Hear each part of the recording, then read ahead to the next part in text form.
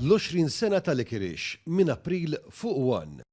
Fl-ewwel xahar ta' din is-sena żaru pajjiżna aktar minn 172,000 persuna skont ċifri mill-NSO l-Uffiċċju Nazzjonali tal-Istatistika.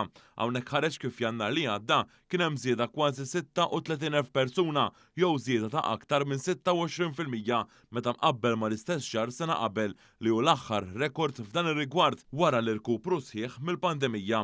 Skont dawn iċ-ċifri tal-NSO f'dan ix-xahar in kwistjoni l-akbar ammont ta' turisti waslu mill-Italja u r-Renju Unit bi kważi 30,000 persuna wara isegwu dawk mill-Polonja li kien wieħed mill-aktar swieq li kibru b'rata maġla fl-aħħar żminijiet mill-Ġermanja u Franza. Minn dawn iċ-ċifri ħareġ ukoll kif l-akbar qatt ta' turisti kellhom bel-25 u l-44 sena waqt li warahom kien hemm dawk li għandhom bel-45 u l-64 sena.